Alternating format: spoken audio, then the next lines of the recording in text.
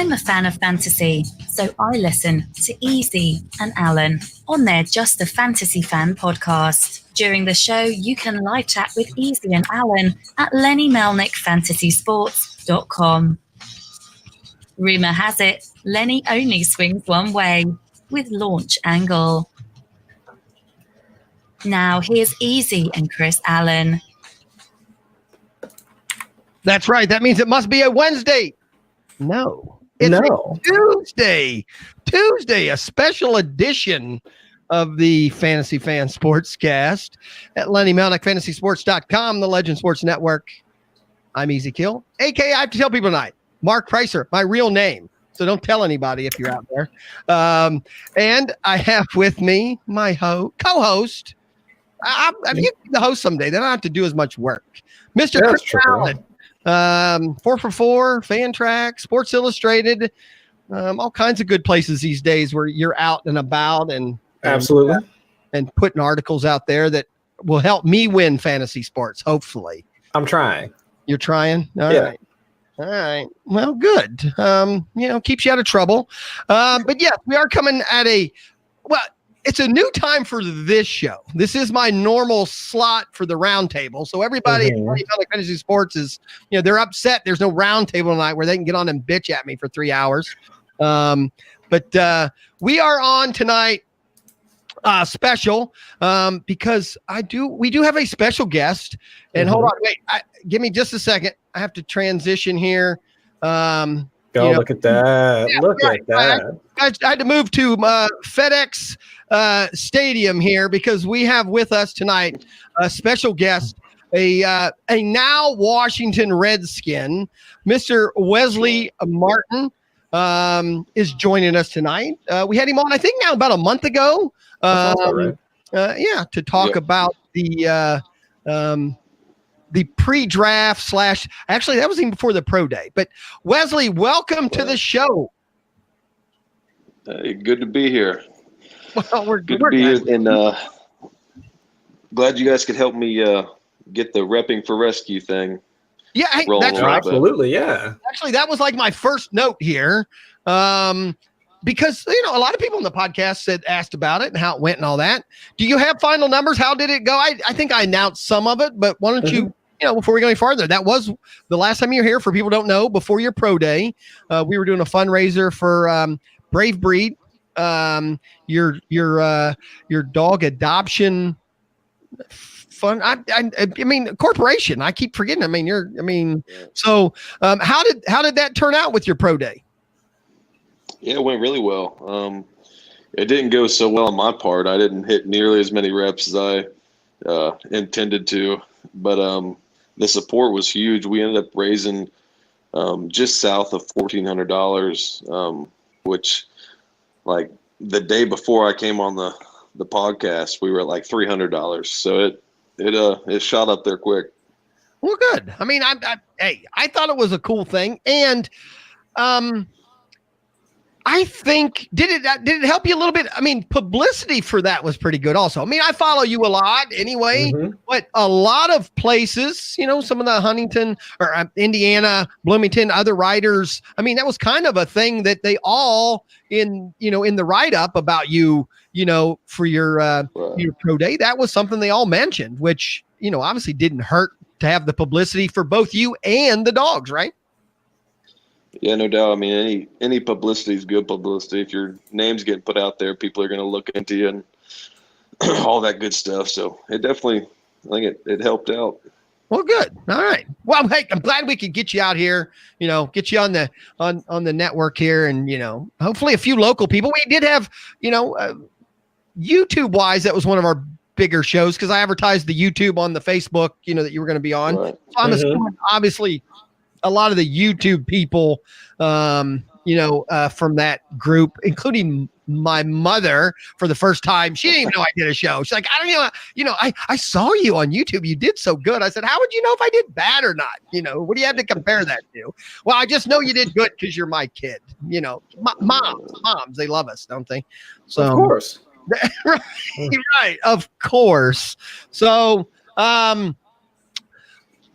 Chris, I know. Let's start all the way back with pro day. What kind of questions? Let's ask at Wesley. I'm just kind of curious. Once your pro day happened, and then I'll let Chris ask a few questions. What was the next step for you? I know you had some visits.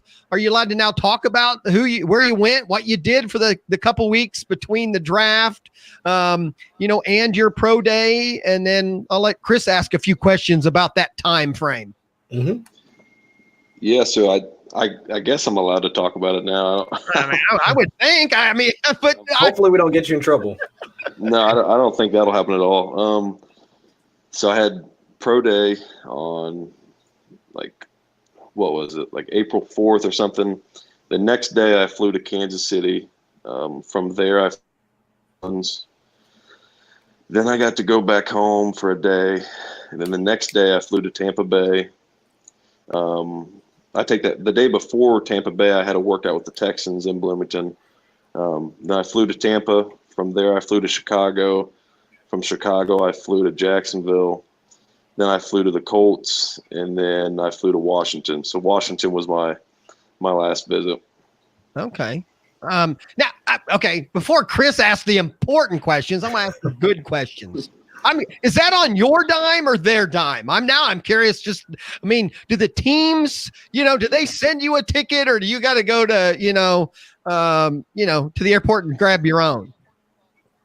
No, they cover all that stuff. Oh, all right, good. All right. So then the more teams, the better.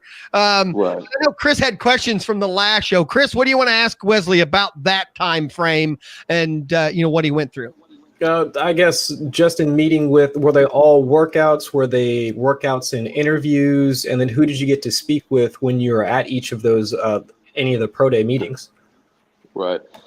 So when I went 2 places, those are all considered top 30 visits. Mm-hmm. When you go on a top 30, there's no workout allowed.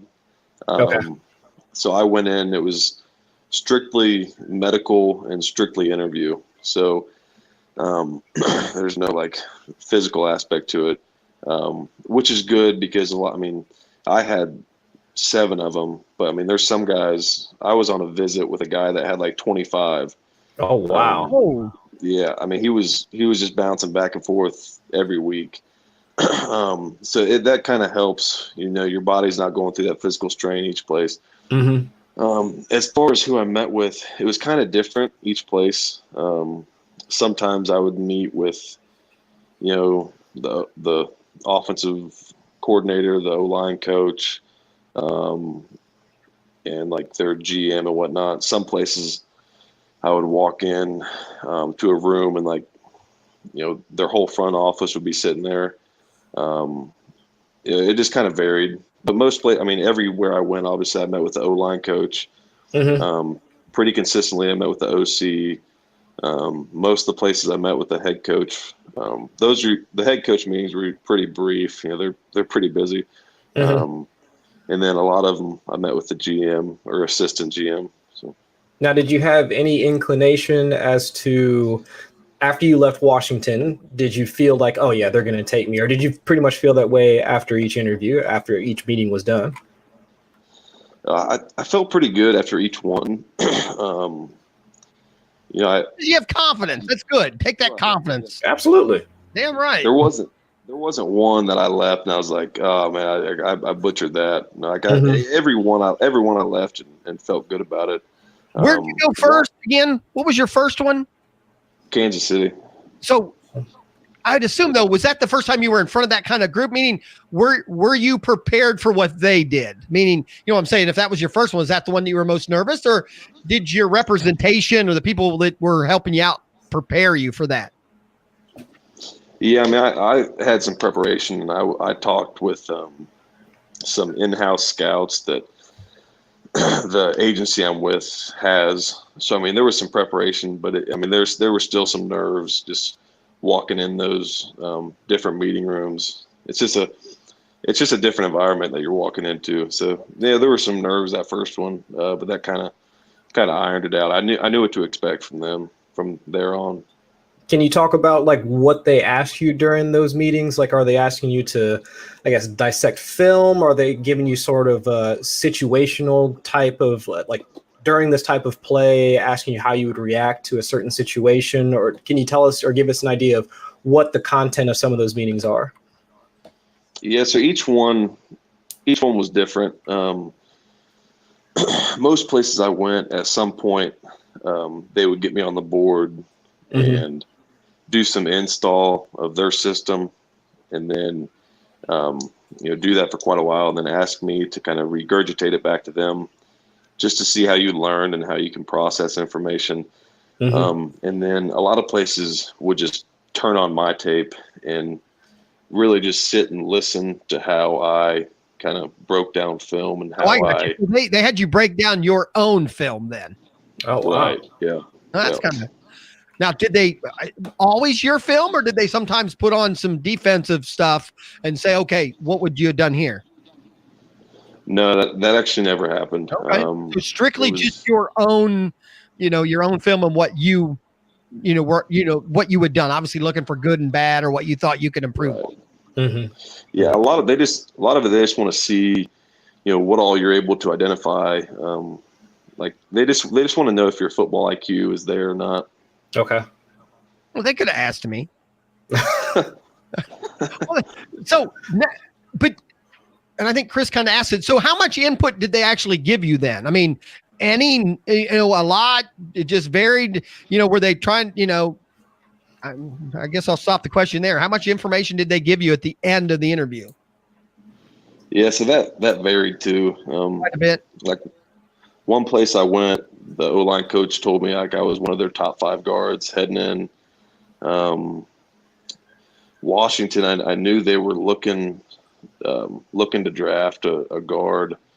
So they voiced that to me. And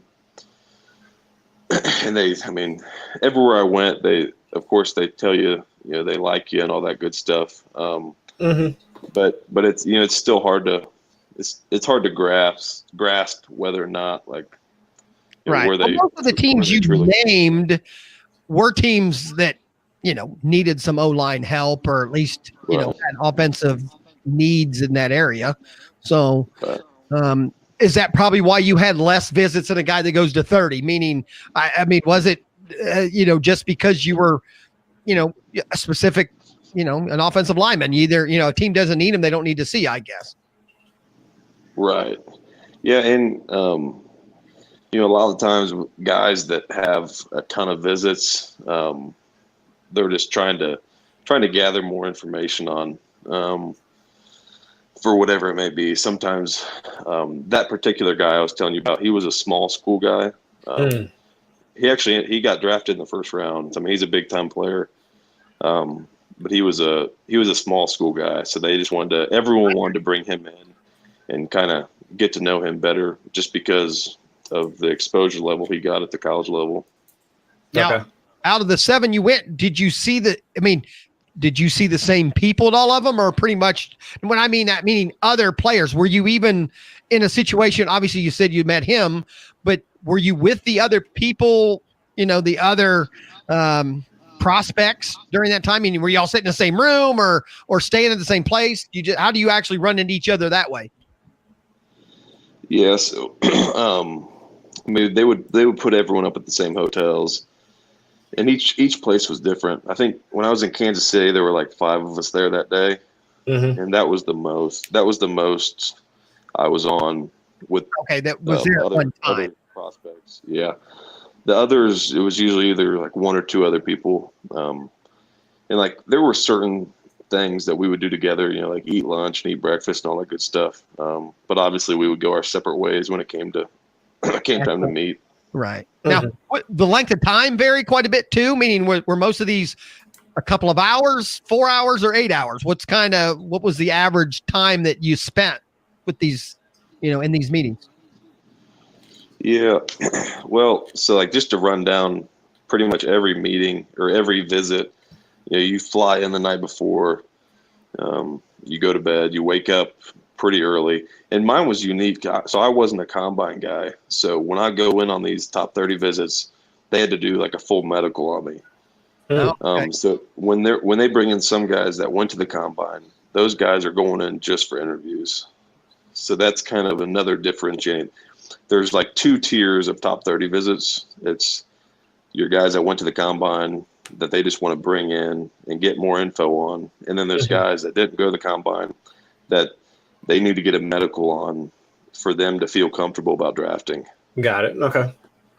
With their own, obviously their own medical staff, then I would assume. Yeah, they're doctors and surgeons and all that good stuff. Mm-hmm. So for me, I would get in there. I'd get woken up usually at like 6 o'clock.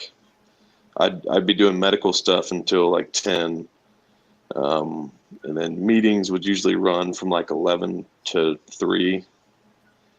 And then as soon as meetings are done, then you get a ride over to the airport, and then you're either headed to a different place or headed back home. All right. So, and this was over about 2 weeks, roughly? Yeah, 2 weeks. Mm-hmm. All right. And then how much time between those 2 weeks and the draft? Did you have about 2 more weeks then, roughly between there, 10 days, something like that? Let's see. My last one was on the 16th. Yes, about 10 days. All right. And then, so for those 10 days, what are you doing? What is your, what's your state of mind? What are there things you had to still do? What was that time like as far as, I would assume just nerves and all kinds of stuff now. I mean, obviously at that point it's out of your hands, right? I mean, now you can't really change anything, I guess. Yeah, you can. It's a weird period of time because, like you said, there's you can't like call someone up and ask for another interview, or you can't like just do another workout randomly. So you just gotta, sit back and relax, and that's a big time. You really got to start working on your conditioning in that time frame, getting ready for rookie minicamp. You use the word relax. Were you able to relax though? I'm just curious there, the insides of you, Wes, how much nerves were involved at this point, or just you're pretty laid back. I'm assuming you didn't probably get too worked up, but at the same time, it's a big step for you. Yeah, I think I stayed pretty calm. I was in like the same routine I had been in all winter and early spring. I was just working out in the morning and then doing dog rescue stuff the rest of the day. So, keeping busy. So I definitely stayed busy, which I think that helped. Were you in Bloomington or were you here in Milton? I was in Bloomington still. Okay. All right. Yeah. So, it wasn't, I had a pretty good feeling that someone was going to pull the trigger on me. I didn't know where it was going to be, but I had a pretty good feeling I wasn't going to fall to free agency. Mm-hmm. Okay, so all right, you bring that up. How, you know that just based on the conversation you had, or again your handlers? How much of that was involved? I mean, did they stay on phones? How much work are they doing for you in these 10 days? Yeah, they're calling everyone they know pretty much. They're especially hitting on the teams. So like I would visit with the team, and then my agent would contact them soon after just to try and get any information he can of how it went from their end, and then try and grasp what my projection is on their big board. Now, who is your? I mean, I would assume you're allowed to say who is your agent? How? I mean, I kind of talked to your brother back and kind of right when the end of the season happened for you at Indiana, and he filled me in on that you had just signed and and stuff and all that. But I mean, who are you with, and how did that process even come? I mean, how many people do you interview before you pick somebody? Yeah, so my agent's name's Jason Bernstein. He's actually. Oh, Bernstein. I love it already. Bernstein. That's good. Good. he's out of the DC area.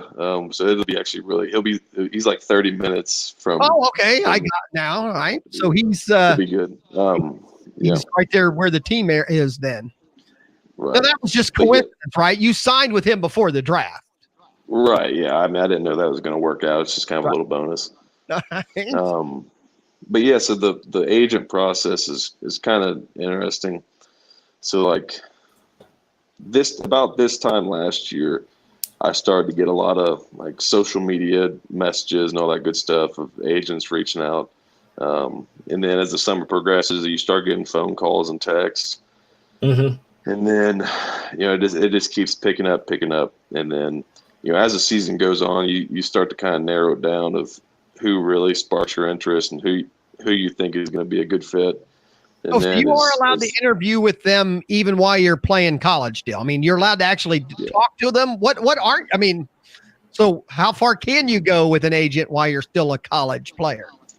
Right. The only thing you can't accept anything from them, and you can't sign anything, is really the only two stipulations. Okay. Well, that actually, that's probably more lenient than I thought. You see things on TV or you hear things, you're like, oh, he couldn't even talk to the guy. So you were allowed to narrow it down then and talk and get an idea. Now, is this gentleman, does he deal specifically? Is it a positional thing? Do you try to find an agent that deals a lot in linemen, or were you just, what made you, what's his specialty that you kind of grabbed onto? Right. So he represents some other players that came out of Indiana. So that was like the original connection. So I was able to reach out to those guys and get a grasp for him as an agent. And then you start to look at position wise, like you said, like I wanted a guy that had a couple solid O-linemen, but not too many. Because if you get too many, there starts to be a contrast. The conflict of interest. Yeah. Conflict of interest, is what I'm trying to say. So I didn't want to go with an agent that had, 15 offensive guards. So I was looking for that good balance. Well, that's good. Now, only because we do have a few people in the chat room. All right, the very first question that came up, which is way ahead of us, is Kevin from Hawaii. We have a listener from Hawaii, Wes. He just wants to know, do you have a hog nose yet? I do not. You do not have a hog nose yet. I have no idea what that is. Can somebody explain that? What is that? The hogs. That's what in Washington, the Redskins, their fan base, like the Browns are the dog pound and the dog. Oh yeah, okay. Dog bases in Washington. Wesley, did you know this? In Washington, they're called the Hogs, and that's what they call their line back in the 70s and 80s when they were a pretty powerhouse. And then in the stands, there's a whole group of them that have these pig noses they're wearing. I dig it. All right. Actually, you can YouTube, the Washington Redskins Hogs fans, and you'll see them out there. So all right. that was, so that you didn't know what that question was out there. And then only because it reflects what we just talked about, Beth Ross, who's a listener of ours, in Maine. We are actually going the opposite. We went from Hawaii to Maine, coast to coast. Which they were excited in Maine. They told me that they had 70-degree weather for the first time, and they had snow. She's a nurse and wants to have a little idea of. You can tell us on these kind of visits, how in depth are the medical? What I'm assuming they're not doing scans, but are they? What's taking place in the medical of these kind of visits? It's a full medical. They're doing full medical. Most of the places. Scary. I'm glad I'm sitting down. Mm-hmm. They're doing blood work, all the different heart scans and that good stuff. Some places will send you in for X-rays on areas of your body that they have concerns of, and then some places will literally get X-rays of like your entire body. And then if there's a real area of concern, they'll send you in for MRIs. Right. I would assume like for you guys, maybe somewhere like your back or something like that would probably be a place that they would be concerned about if they wanted to scan that. Yeah. I think there was one team that got a full back scan. A lot of them just based it off. They would have their surgeons look us over, and then base it off, what they see and all that good stuff. Okay. All right. Someone in the chat, first of all, just because we do have a few new listeners out there, if you go to Lenny Melnick, fantasysports.com and click on the chat room, or go to a fantasyfan.com, you can join us in the chat room and ask questions live, and we'll pass them on. But they're asking me in the chat room, is this the same Bernstein that was Kaepernick's agent? Yeah. Yes. Okay. So obviously the people in the chat room, they know more. I couldn't tell you one agent, if they weren't in a movie, I'm out. So obviously, Doug knew right away that, and is he still representing him? Because I know obviously things have come up and here and there, but do you know if he's still? Yeah, honestly, I'm not really sure. All right. Then the next thing, did you have a preference of the teams that you visited, or maybe that's hard to answer, or just I'm assuming you're excited to get drafted by anybody, but when you're done with all the visits, was in your head, obviously, was there, a few that you had preference or you just wanted to be drafted? Yeah. I know everyone asks this question. I don't have that one written down. That's our chat room. But I think that's interesting, though. I think people who don't know much in their head probably always go, I just want to play for the Bengals, blah, blah. And then, so they think that, you would have that. But, so go ahead.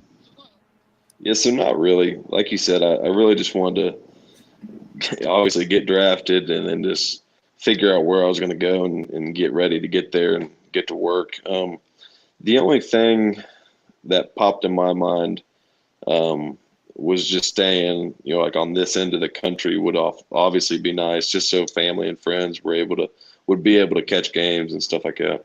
Right. Mm-hmm. Okay.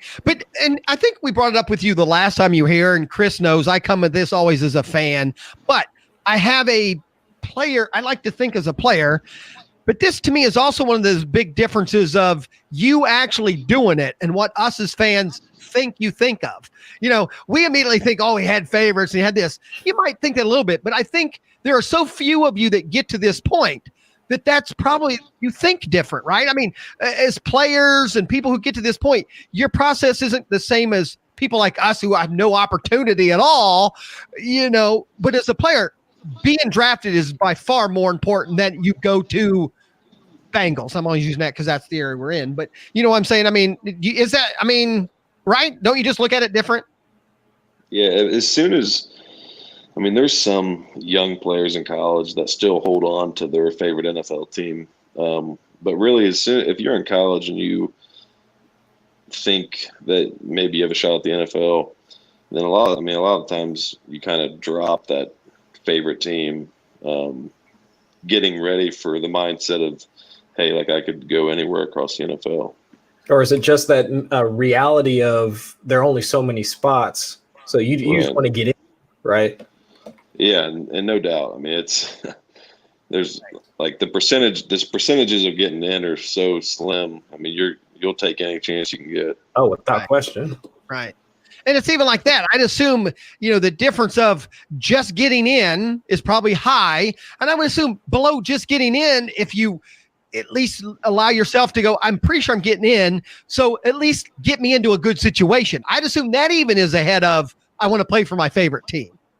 Right. No doubt. Situation, and then like you said, geography. I would assume there's a lot of things before you go, okay, I want to play for, I don't even know. I'll be honest with you, I don't know your favorite team. I know where you lived, but I don't know, it might have been the Buffalo Bills. I don't know, but it might have been Washington, which is, okay, this is a question. I noticed very quickly in your social post that we had some Redskins gear. So I'm wondering, and I'm pretty sure you didn't have any information ahead of time. Obviously, you would know some. So I'm really just curious. Did you go to the Simpsons house and steal stuff? That was my number one. Oh my gosh! No, you don't know. No, the Simpsons is a family here in town that are Redskins fans. Wesley knows what I'm talking about.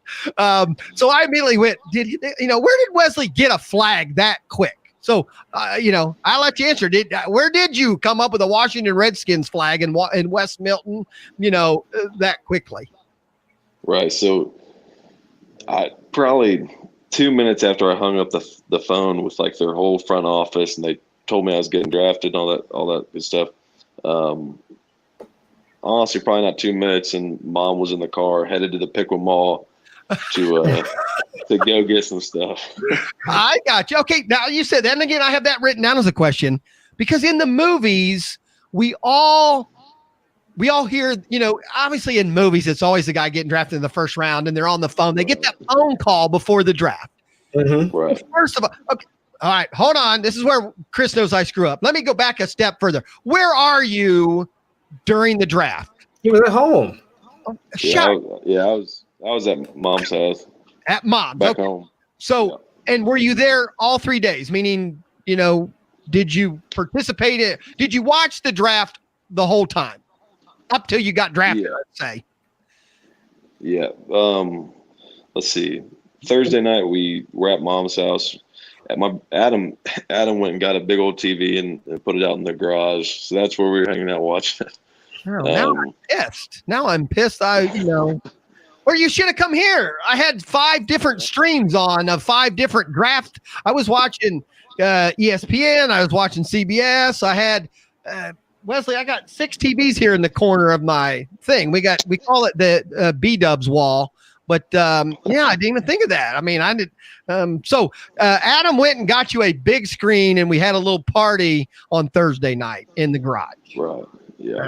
And then Friday night we went to we popped over to Bunkers and just had dinner and watched it there. And then Saturday we came back to the house again. All right. So before we go to Saturday, did you know enough that I don't know? I mean, were your expectations that you're pretty confident that you weren't getting a call on Thursday or Friday, or you had the phone with you and ready regardless?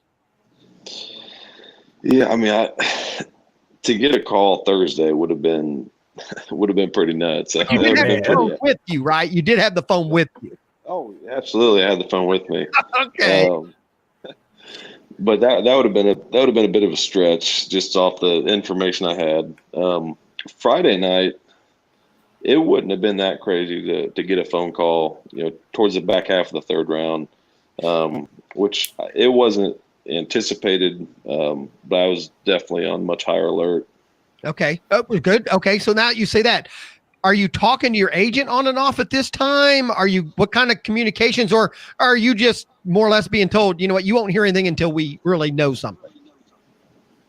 Yeah. I mean, me and him are chatting constantly through this process, just about all sorts of stuff.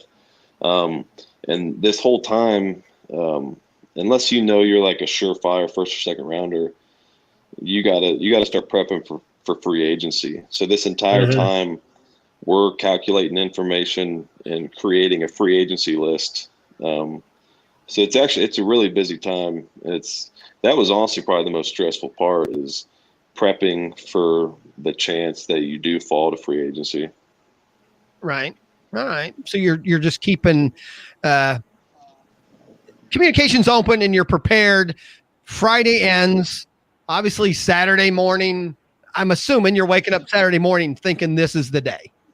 Right.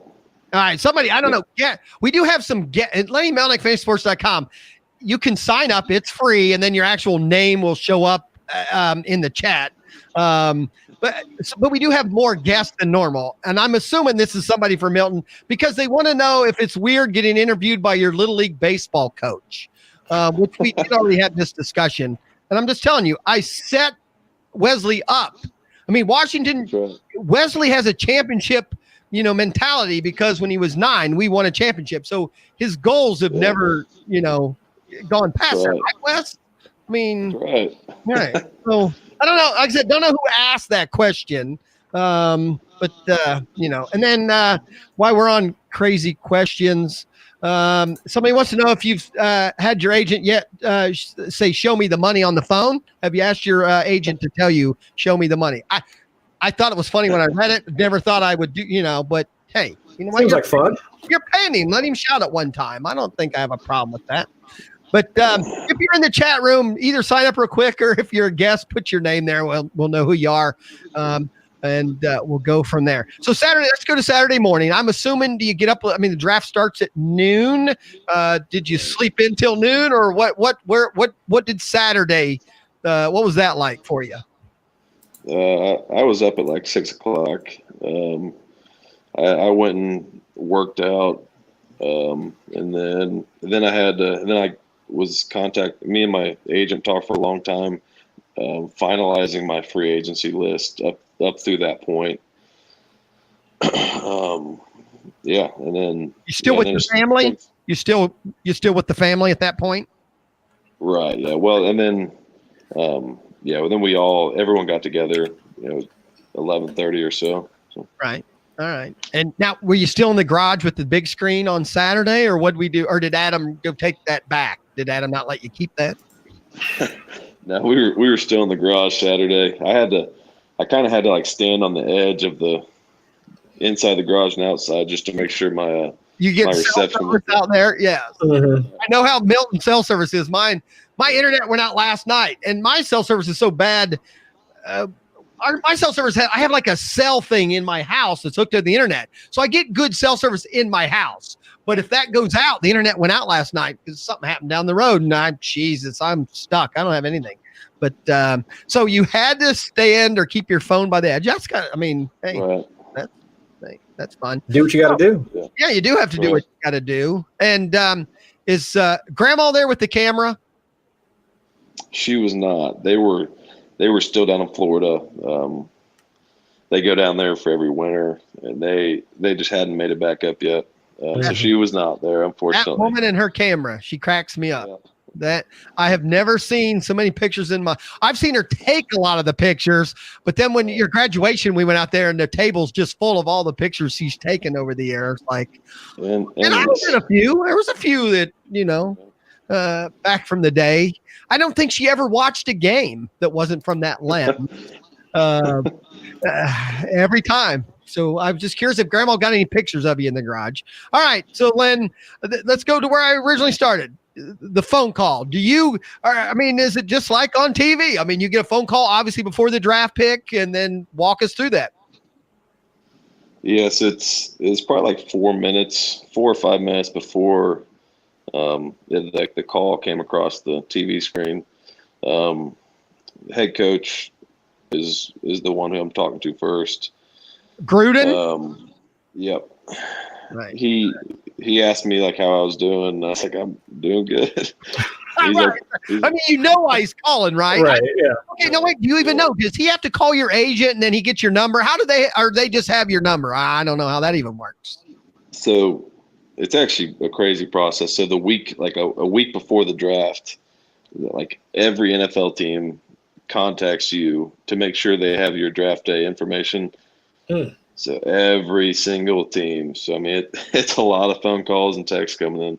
Oh, wow. So, like every team. So, if you're on a team's board, you might get a call from all 32 teams if they happen to want you, like, to be you're on their big board. Right. If they think there's a chance, they're going to draft you, like, at all, then they're going to call. They have to call and verify your information. Okay. Huh. All right. So they have your number because somebody in their organization's already texted you or called you at this point. Right. So the head coach actually calls. And is this the first person? I mean, other than your agent, you don't talk to anybody else in the NFL. No one's calling and asking you questions, right? Because you're not, or I don't even know if you're allowed, but I mean, at this point, it's just you and your management. And now this is the first call where you're actually talking to an NFL person. Well, I mean, the days leading up to the draft and even after night one, I had some O-line coaches calling me just to chat. And then there were a couple that were calling me to do some like free agency pitches because they knew they weren't going to draft a guard, but they wanted to sign me in free agency if I, for some reason, fell to that level. So you already had a plan B, like if you weren't even going to get drafted, you knew there was interest for you in free agency. Yeah, there were a lot of teams interested if I fell to free agency. Okay. All right. So now, right. So Gruden's on the phone asking you, are you feeling good? How's your day going? And obviously, I'm assuming he's not calling to ask you that. What do you mean? Head coaches don't just call you to shoot the breeze? I mean, come on now. I'm guessing this is the only head coach that called you that day. It was, yeah. Okay, all right. So then again on TV we always hear did he say, hey, we're going to draft you? Is that pretty much it, or how'd the conversation go? Yes, I think he said he introduced himself and he's like, hey, I hope it's all right with you. We're about to take you with the 131st pick. I was like, yeah, that's more than okay with me. Right, because they had just drafted somebody a few picks before that. They had like 2 picks within like 4 picks, if I'm not mistaken, or in that area. But well, so that's pretty good. So you get the call. Now, do you hang on to the phone for a minute, or does everybody hang up and you already know, and then all the ESPN stuff happens, or the actual announcement at the draft? Right. So he hands the phone to the O-line coach. He just says congratulations, all that good stuff. Then the phone went to the GM, I believe, and then the owner. And they hand the phone around to like the entire draft day room. Oh, you talk to everybody then? Yeah. Well, that's kind of cool. Well, this sounds like a few-minute process at this point. Yeah, it is. So that's pretty cool. So your name's going to be called before TV announces it.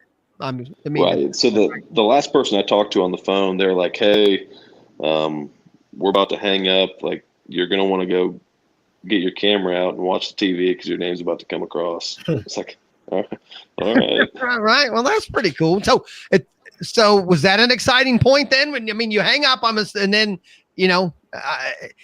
But again, everyone there knows it's going to happen. So that kind of spoils the fun now for me. But you'd almost wanted to be on ESPN first. But obviously you hang up the phone, and you're going to wait a second or two, and then it's going to be announced.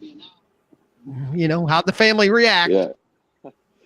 There was a lot of different emotions. I mean, everyone was happy, obviously.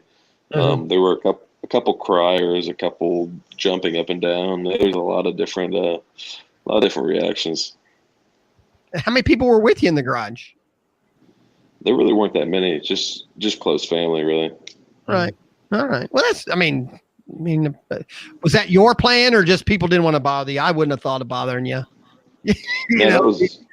It seems like a family thing, even though some of those guys in the first round have like 150 people in a living room. For some of them. Holy God, how'd they get them all in there? Yeah, that was my plan. I didn't want a big draft party, just because it's so uncertain. And if it's uncertain now, okay, but going back, if you'd have known for a fact that you were going in the 4th round, 1:00 on a Saturday, would you gone?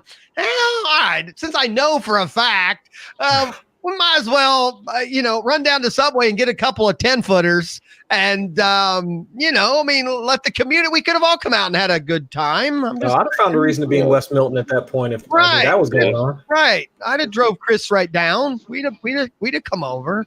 But no, we're all excited for you. And that's why we wanted to do this. And hopefully in the future, we'll do even more with you. Because, hey, I didn't even advertise to people in Milton that I did this. Me and Chris have been doing this for a year and a half or so now. Yeah. And until the last time you were on the show, most people didn't. Even my mom didn't know I did it, because I'm like, who wants to listen to fantasy sports talk? Nobody around here. And Wesley knows. Most people around here know me. I've talked to them enough anyway. They don't want to just they don't want to hear me keep gabbing. I could not imagine that. Chris, hush. So, but no, I think that's right. I think you're right, because you don't know. And obviously it's like anything else. You obviously don't want to have the big party and then not get your name called. And one more step. Now that you're drafted 131, do you even know who went one? At this point, 132, are you not watching anymore? I stopped watching. I'm just curious if you did. Yep. Stop watching after that. I quit for a while. Well, so pretty soon after, they told me, hey, another phone number is going to call you. And then when they called, I had to talk to all the media people. So I had to do all that. And then when I hung up that call, my phone was going absolutely nuts. So that pretty much ate up my next 2 hours or so. Right. My camera just went wacky, so I'm still here though. But oh my gosh. Yeah, I burned it up. I burned up my camera, I guess. No, I think it's from Washington. I went to FedEx Stadium and my reception. Oh, and it messed up. Reception, right? Well, you said the internet's bad out there, so right, yeah, it makes sense. No, Trump's tweeting right now. My reception's gone bad, but I am still here. Don't get me wrong. So I didn't want Wesley to think I was gone. So that's all right. So I'd assume when you're done then talking to the team, then is it a matter of talking to your management and all that kind of stuff, or the rest of the day I know you had I was excited because I had paid attention. You had dogs going to the Pickle Mall or somewhere in Pickle the next morning. I didn't even know. I didn't know. Did you end up being involved in that the next morning for Brave Breed? Oh yeah, yeah. I was at that, and so after all that happened, I pretty much got to chill the rest of the night. There were a couple other people from the Redskins that contacted me. They needed some information, but after that, everyone pretty much just let me kind of enjoy the day. Mm-hmm. All right. That's pretty cool. And again, obviously, I even thought that probably the Brave Breed thing going on the next day actually gave you a break, meaning you had that commitment, because I had seen you had been planning that. So, if anything, that gave you a break from having to even think about it or worry about it much. Right. Yeah, no, it was good to be able to get out there and do that, and like you said, kind of get away from it. It was a good excuse just to be able to put my phone down and not have to respond to 150 text messages. Right. Mm-hmm. So, all right. So let's go. Chris, you got in that time frame, because we only got about 10, 15 more minutes here, and because now we'll get to what's moving forward. Any other questions about the draft process that maybe, you didn't get answered, or you want to know just maybe more general stuff? No, I think we hit it all. I'm more interested with what he's going to do now that he's in Washington. Okay, well, that's where we're going to go next then, because you already said it, Wesley. I had a question here. When did the Washington media kick in as far as interviews and or questions and stuff? Did that happen right then on Saturday, or did that start on Monday? When did that start? When did it take place that you started answering questions from the sports media there in Washington? Yeah, so they called me like 10 minutes after my name went across the screen, and that first they put me on like a speaker call with like all of their local media, and then they tapped me into a live radio show, and then I think I've done like 2 other live radio shows since, but that's been about it. Oh, we're your third media. We're your third live interview since then. Yeah, top 3, baby. Yeah, right. And we go in depth here. That's all right. So the media. Now, again, were you prepared for what they were going to ask? Were you prepared for that kind of stuff? Again, I know you're pretty easygoing, so I'm guessing, again, you didn't sweat it too much.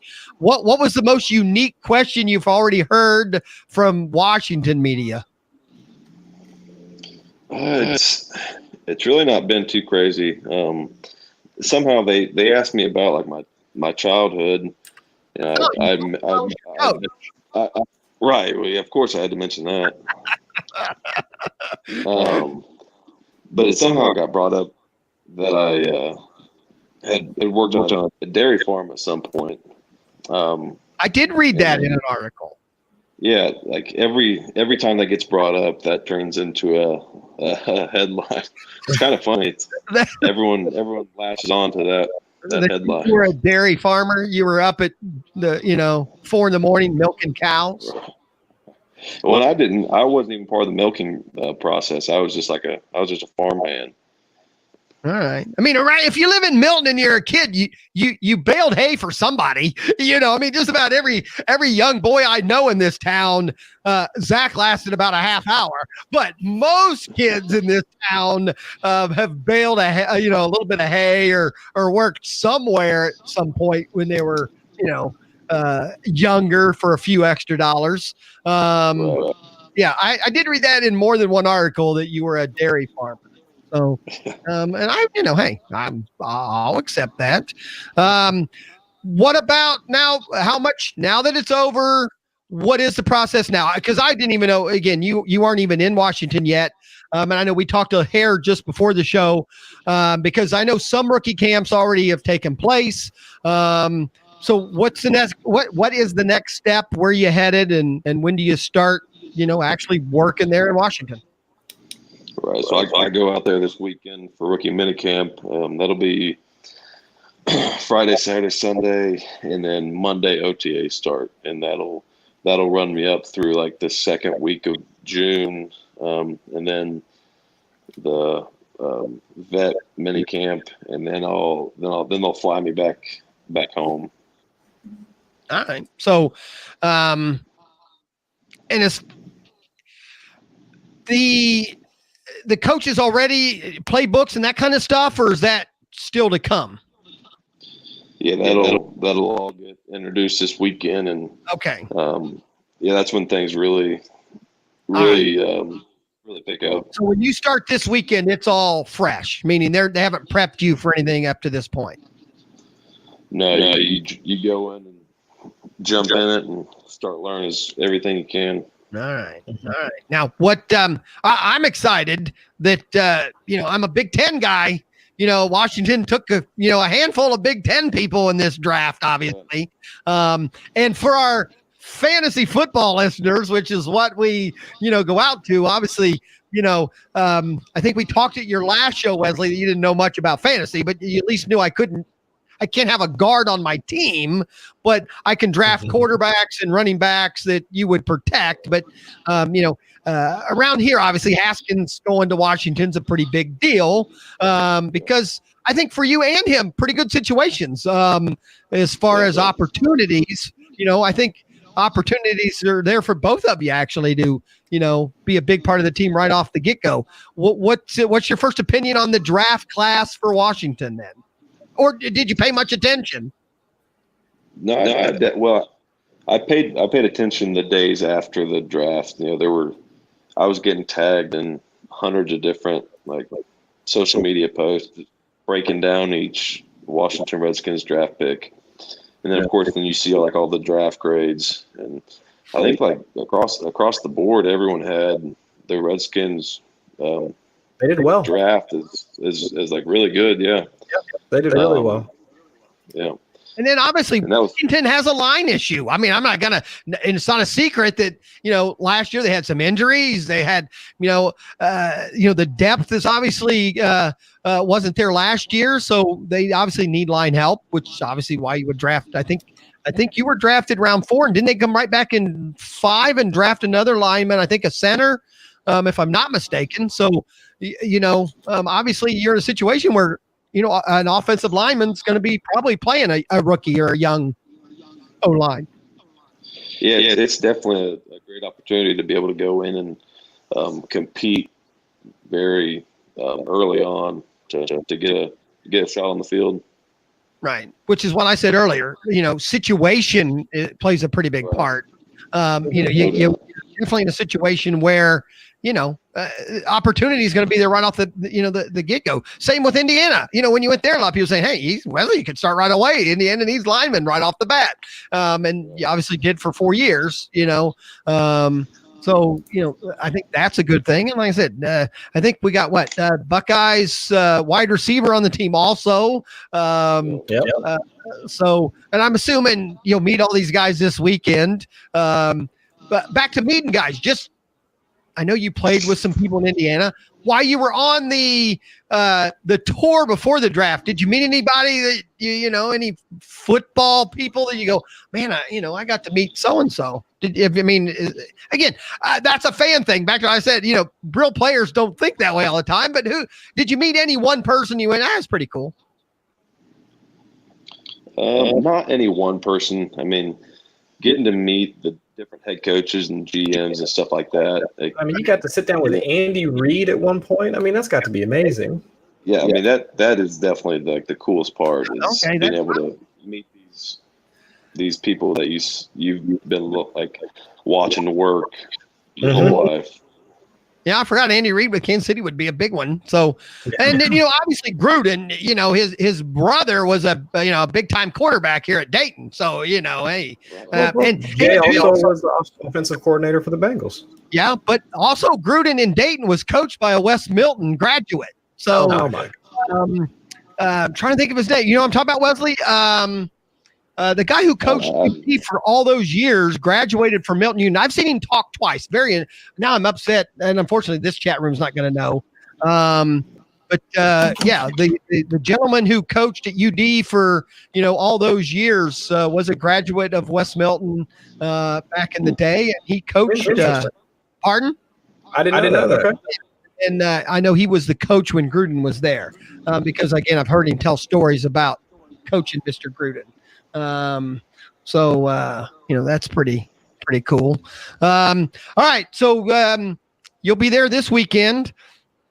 Anything else? Again, we know you didn't go out and steal. Now, again, the Simpsons are big Redskins fans, so I don't know how many in Milton are. And like I said, I already told you, I'm just glad now that these Sunday night games where it's the Redskins versus the Cowboys, I have a reason to watch now, because it does seem like Washington and the Cowboys play every other Sunday night. I've never figured it out. You're only allowed to play a team twice, but it does seem like on TV, every other Sunday night game is Dallas and Washington. That is the Fox Sports game of the week normally. Whatever. I just Mike Kelly. Thank you. I don't know who the guest was out there. So obviously that's a Milton person in the chat room. That yes, Mike Kelly, big UD coach for a long time. Very interesting gentleman to hear talk. If anyone gets a chance, UD was a powerhouse. I don't think they called it Division II back then. They were in, some other division, but I know they won a couple championships and everything with Mike Kelly. Yes, Wes Milton person there, Wesley. So there you go. You keep Gruden on his toes while you're there. Wesley, you've done it now. I mean, congratulations. But now I think, again, the fans in us think you made it. But I think there's a lot of people now that have been at your point that will now tell you now it gets hard. Each level gets a lot harder. Are you prepared for that? And I know you are, but what have you heard about the next level? Yeah, I mean, the biggest thing everyone says is, every person you play against in the NFL is like the best person you played against in college. So every person you play against every weekend is going to be the best of the best. So. Right.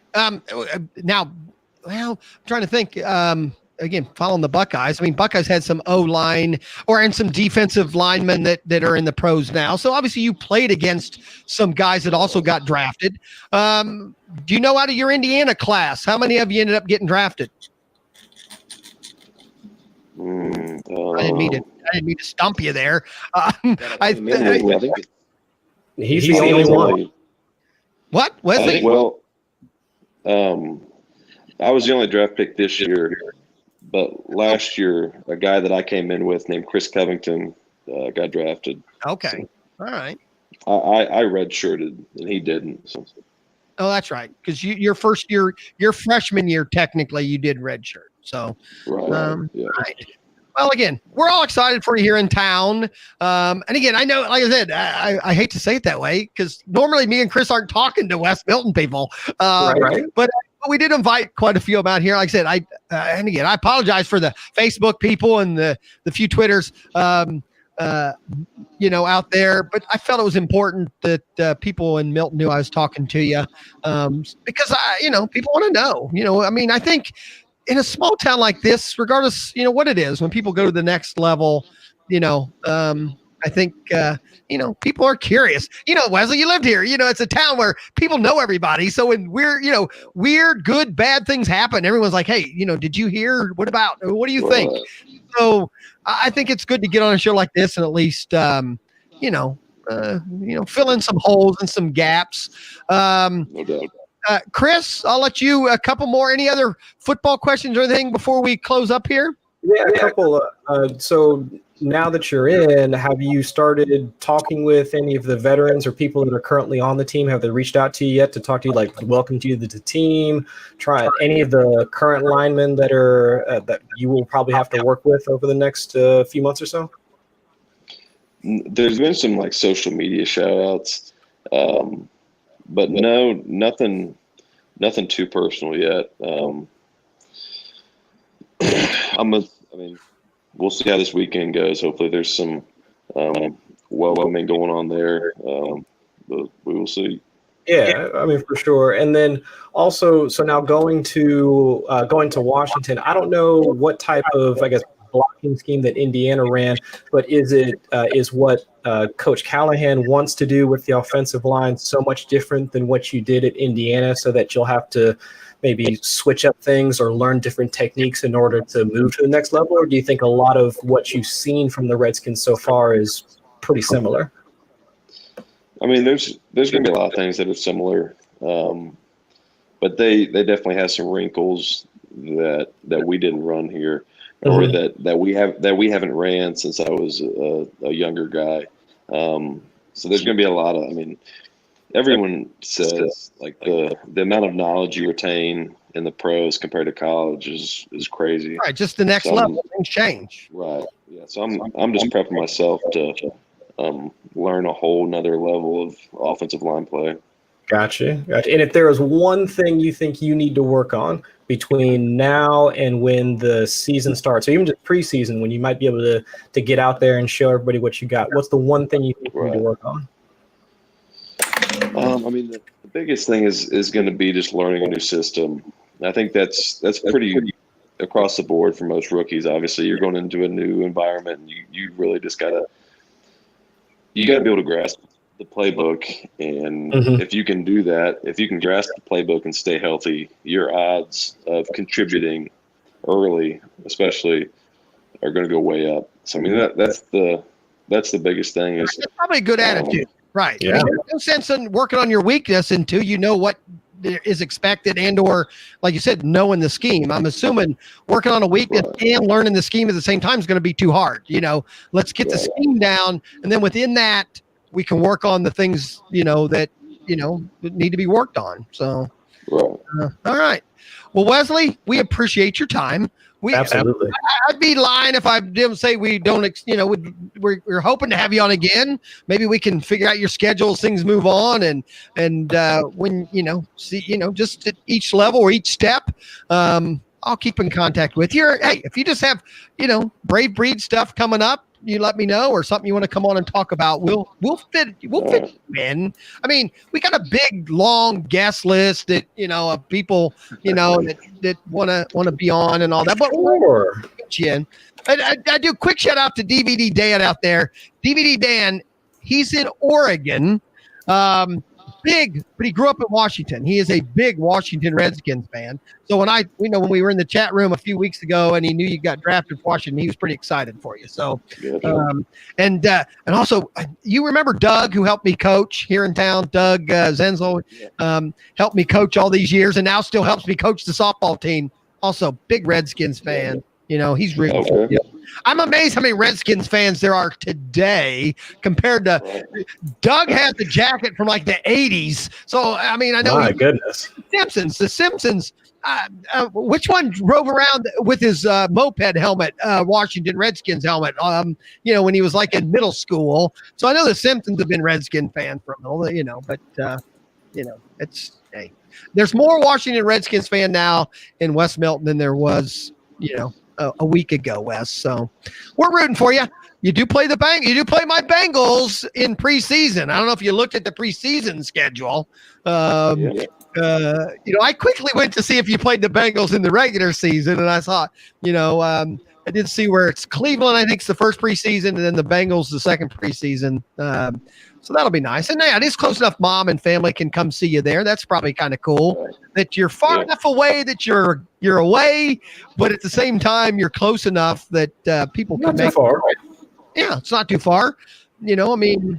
I think other than, unfortunately, the three teams right here, it's one of the closer, I would assume from here, 6.5, 7 hour drive if you know how to drive. So, that'll be pretty cool. Well, Wesley, again, appreciate your time. Anything you want to say quickly? Brave Breed got anything going on? Anything that I should mention? Yeah. So actually today we finalized we're going to have a golf outing July 6th. So try for the 4th of July at Locusts over in on Springfield. Yeah, Springfield. Yeah. Well, can you, when we get done, make sure you text me that, or how to get a hold of me. Give me that, and I'll put that with this post and everything too. Because again, the people here in Milton, that's pretty important. Let them know that. Yeah, I'm going to try to get some good stuff to get some good stuff signed for people to win as prizes, and so it'll be a fun ordeal. Right. Yeah, that'll be cool. So yes, and I'll contact you also. I'm assuming, are they doing, we're probably going to have to collect some prizes and stuff like that too. So Right. Give me the information both ways. I'll send the information out there for people to participate and, get some people to, put in some things, that we can auction off or give away, We should go play that. Huh? We should go play that. Shit. There you go. I'm a golfer, man. I can hit the white ball. I'm not a golfer. I'm talking about some beer here. Your buddy Matt the other day said he did terrible at golfing. Him and Mr. Gooselin were out the other day hitting the Matt on the golf. I've not seen that. I might have to look that up. I told him, I said, we're done now. No one's listening now. So I can say, I said he did strike out in softball, but that's, I don't want to bring that up or anything. Mm-hmm. I do want to thank everybody out there in the chat room, the participators, quite a few people out there, and a lot of guests. The people that are guests, if you want to keep, coming back, it's free. Sign up, and join our shows. Chris, before we go, anything you need to bring up? No, not for me. Again, thanks, Wes, for coming on tonight. And if you get that information out, I would love to actually head on up there. I played over at Locust Hills a couple of times. It's a good course. Awesome. So I'd love to do that in July. Do you have? Do you know yet? Will there be a limit on how many teams and that kind of stuff, or do you even know? Or you'll just how many people can come? We'll figure out how to get them on. Right. I think it's a pretty big course. If I. Mm-hmm. Not correct. Yeah, so I think we have quite a bit of space. There's a lot of holes to be played. Yep. So I don't think, there would have to be a lot of people that want to come play for us to turn people away. Yeah, but we'll lie and say it's going to be limited. So everybody will need to get signed up right away. It's exclusive. Right. Only way you can right. get in is through this podcast. But now, give me that. That's right. So that's for Brave Breed. Anything else? You got the dogs going to be anywhere in the near future? Nothing scheduled, but there's a good chance you'll see something pop up on our Facebook page. All right. And just keep me posted. I don't watch the Facebook like I used to because my mom's on too much. But if you, again, things that are coming up, make sure you shoot me a little quick note and I'll make sure we mention it or I'll put it with the shows. So, again, appreciate it. Mr. Allen, thanks for joining me tonight. We will be back again next Wednesday. We'll go back to our regular scheduled programming next Wednesday at 10 o'clock at LennyMelnickFantasySports.com. Next Tuesday, we'll be back to the roundtable. I know there's a couple people in the chat room that came out and go, where's the roundtable? But we'll do that next. That'll be back next Tuesday. For you new people, again, if you like fantasy sports, join us here. Again, thanks, Wesley. Thanks, Chris. And we will see you next week. Lenny will be on tomorrow at 9 talking baseball. And everybody have a good night. Chris, say good night.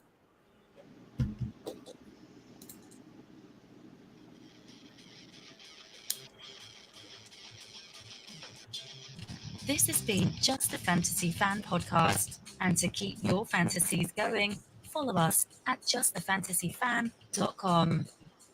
Say good night. Good night.